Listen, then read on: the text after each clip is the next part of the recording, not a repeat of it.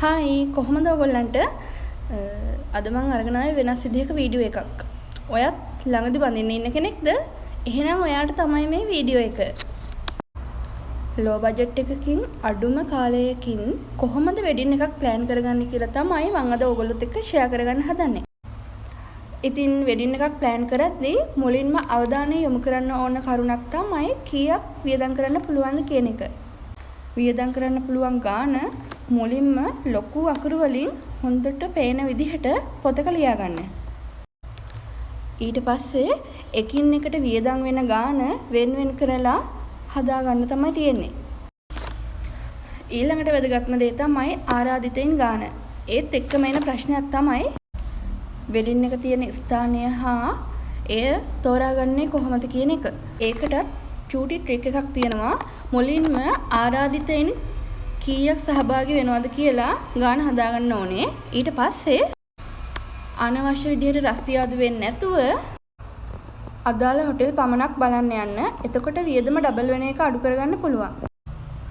ඒත් එක්කම කෑම මෙනු එකත් සිලෙක්ට් කරගන්න පුළුවන් නිසා ඉතින් තවත් පහසුයි. ඊළඟ වැදගත්ම කරුණ තමයි ඔන්න ඔයාගේ යාළුවෝ. යාළුවෝ කවුද කියන එක මතක් කරගන්න කාලේ හරි ඔයාට වෙඩින් ප්ලෑනර් කෙනෙකුට ගෙවන්න සල්ලි නැතිනම් කලබල වෙන්න දෙයක් නැහැ. බොහොම ළඟින් ආශ්‍රය කරන යාළුවෝ ටීම් එකක් හිටියනම් ඇති. ඒගොල්ලන්ට වැඩේ බාර දෙන්න. හැබැයි ඊට කලින් වෙඩින් එක දවසේ ප්ලෑන් එක වෙන්න ඕන විදිහ ඔයා චූටි ප්ලෑන් එකක් හදාගන්න. එහෙම කරලා ඒගොල්ලන්ට බාර දුන්නා නම් ඒක ගොඩක් වටිනවා. ඔන්න ඊළඟට වැදගත්ම සහ විශේෂම කාරණේ වෙන්නේ මනමාලි ලස්සනට ඉන්න එක. ඒක ඉතින් කොහොමද තීරණය කරන්නේ බ්‍රයිට්නේ එයාට සම්පූර්ණ නිදහස තියනවා. තමන් කැමති බියුටිෂියන් කෙනෙක්ක් තියෙන එදාට ලස්සනට හැඩ වෙන්න. හැබැයි මෙහෙමයි ඔයා අනුරාධපුරේ නම් කොළඹ තියෙන සැලොන් එකක් තෝරගෙන හරියන්නේ නැහැනේ. ඒ හින්දා ඔයාගේ සැලොන් ඒරියා එක සහ වෙඩින් එක පවත්වන හොටෙල් ඒරියා එක දුර ප්‍රමාණය ගැනත් පොඩ්ඩක් සැලකිලිමත් වෙන්න අනිවාර්යයෙන්ම ඕනේ. ඒ වගේම ටයිම් එකත් මැනේජ් කරගෙන සැලොන් එක තෝරගන්න එක තමයි හොඳම දේ. පළවෙනි දවසේම බියුටිෂියන් එක්ක බජට් එක හරියටම කතා කරගන්න. ඒක ඔයාටත් පහසුයි, එයාටත් පහසුයි. එහෙම නැති වුණොත් වෙන්නේ සැරෙන් සැරේ ඔයාට කෝල් කර කර අරකට ඕන මේකට ඕන කිය සල්ලි ඉල්ලයි. එතකොට ඔයත් ස්ට්‍රෙස් එකෙන් ඉන්නේ. ඒ නිසා ඔයාටත් කරදරයි, එයාටත් කරදරයි. එහෙම නොවෙන්න මග බලාගත්තා නම් හරි. ඊළඟට බලමු වෙඩින් එකට ආරාධනා කරන්න. එහෙමත් නැත්නම් ඉන්වයිට් කරන්න හොඳම විදිහ මොකක්ද කියලා. දැන් කාලේ නම් හැමදේම ඩිජිටල් මීඩියා හරහා වෙන හින්දා යාළුවන්ට නෑදෑයන්ට ආරාධනා කරන්න නිකරුණේ නිරපරාදේ වෙඩින් කාඩ්ස්. එහෙම නැත්නම් ඉන්විටේෂන් කාඩ් print කරන්න ඕනෙමද කියලා දෙපාරක් හිතලා බැලුවා නම් හරි.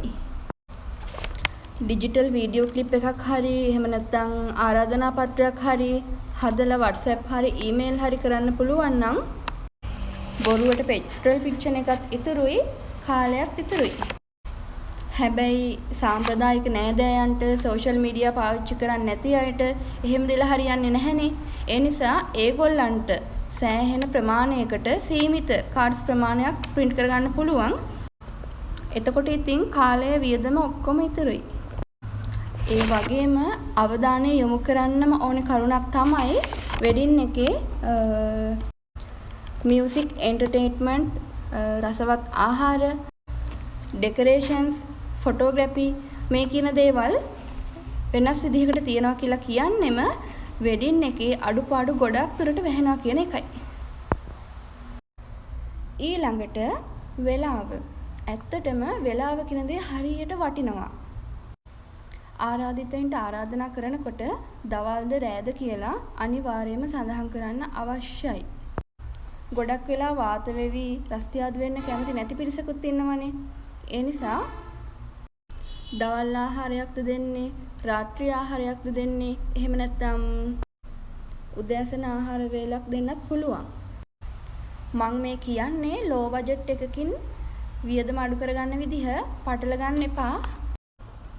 ඊළඟට බලමු වෙඩින් එකකට තීම් එකක් තියෙන්නම ඕනේද කියලා.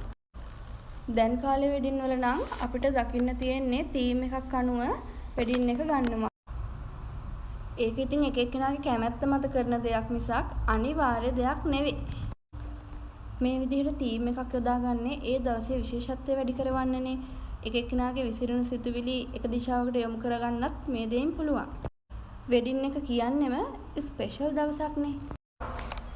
ඉතින් මේ දවසත් නිකන් දවසක් නොකර අමුත්තක් දකින්න ඕන නිසා මනමාලයා සහ මනමාලිය දෙදෙනාම කතා වෙලා ලෝ බජට් එකකට ලස්සන තීම් එකක් කරගන්න තියෙනවා නම් වටිනවා. ඒ වගේම වෙඩින් එකට සහභාගී වෙන අයට ඩ්‍රෙස් කෝඩ් එකක් දෙන්න හිතාගෙන ඉන්නවා නම් ඒකත් මේ අවස්ථාවේදීම තීරණය කරගන්න පුළුවන්.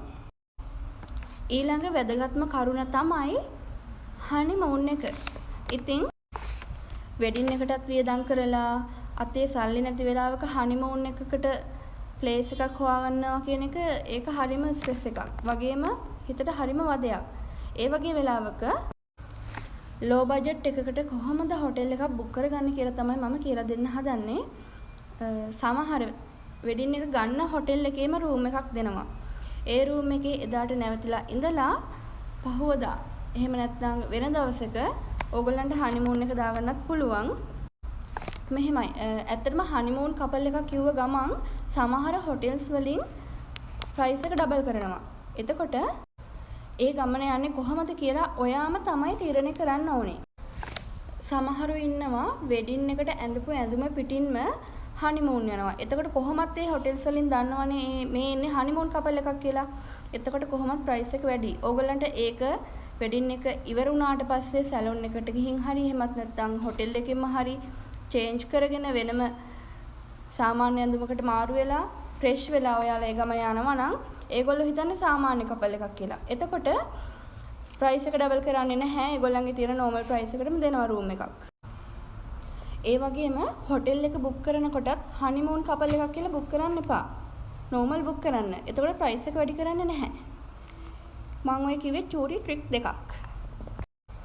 ඉතින් ඔන්න ඔය විදිහට තමයි මම ඕගොල්ලොත් එක්ක ලෝ බජට් එකකින් වෙඩින් එකක් ප්ලෑන් කරගන්නේ කොහොමද කියලා ෂෙයා කරගත්තේ. වීඩියෝ එක හොඳයි නම් ලයික් එකක් දාන්න, කමෙන්ට් එකක් දාන්න. ඒ වගේම සබ්ස්ක්‍රයිබ් කරගෙන යන්නත් අමතක කරන්න එපා.